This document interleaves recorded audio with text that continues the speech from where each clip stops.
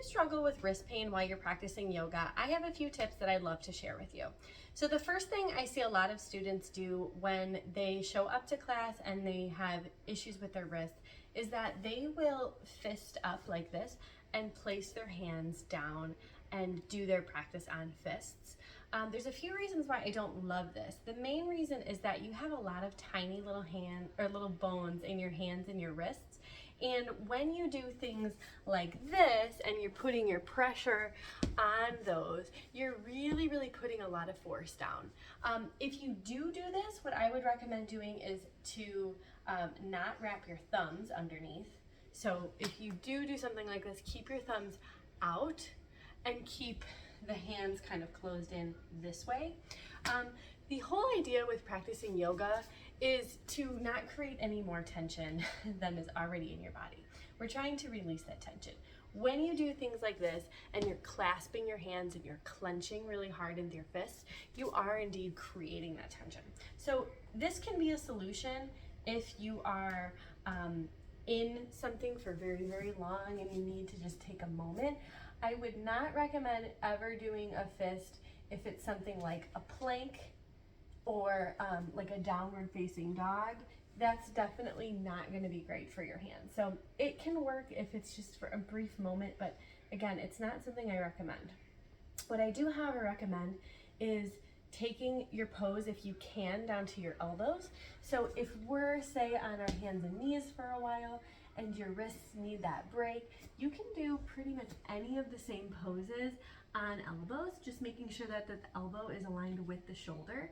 And the big thing with this one is you may find that certain poses, this might feel like a little bit more of a challenge. So when you're here, just try not to let your rib cage kind of dump down.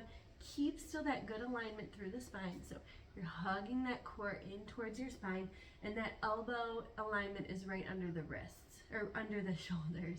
And then the hands, again, you can do the same thing. So anything that's done on a tabletop, so you're doing a cat-cow, you can do this with the elbows down.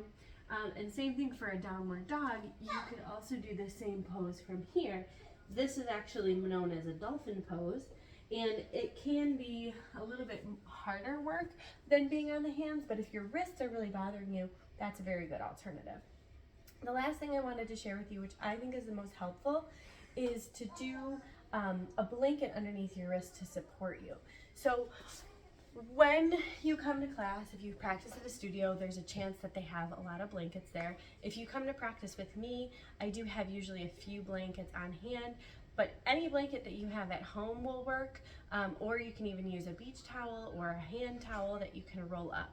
So what you'll want to do is make sure you have a nice neat fold with your blanket, and then the folded side is what you're going to want supporting you.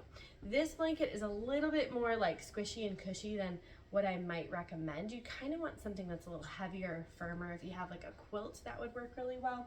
But what you'll do is have the crease facing out, away from you, and then you'll place the heels of your hands on top of that crease. So what you'll find when you do this, and I hopefully, here, let me flip this so the fringe is out of the way. What you'll see when I do that is, notice how the wrist is up off of the ground. So what we're trying to do is minimize this angle in the wrist, because that's what is painful. And by bringing the heel up a little bit, you are making that more of a soft angle. So you'll keep the front of the palm, so the ball mount of your fingers here, your index finger and your pointer or little finger, you're going to keep those on your mat. Keep the fingers spreading really wide, so you're really pressing into the ball mounts of the fingers, but the heels of the hands are up and supported off of the mat with the blanket. So say we're going to do a downward facing dog, I'll have my toes curled under, draw my core in towards the spine, lift the hips high, press into my shoulders, and you'll notice that this angle of my wrist here is pretty low. So let me just kind of turn myself a little bit so you can see that a little bit better. So if I keep that good alignment, you'll notice how there's really no flex happening through that wrist at all. Okay, but I'm still really active through the hands. My fingers are working really hard.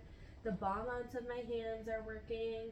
I really, really feel energized through the hands, but I'm not flexing through the wrists at all, okay? So that's, I think, a lot of the issue that people have with downward facing dog is if you're in a downward dog pose and you're here and you have the wrist flexed, you can do the same pose but just keep the bottom higher and press back through the hips so that you're keeping a straight line all the way from wrist out to shoulder. Okay, and same thing for any of these poses. Like if you're in a tabletop, you can again do the same thing with the blanket underneath, and that's going to keep that angle a little softer and you'll have a little less wrist pain.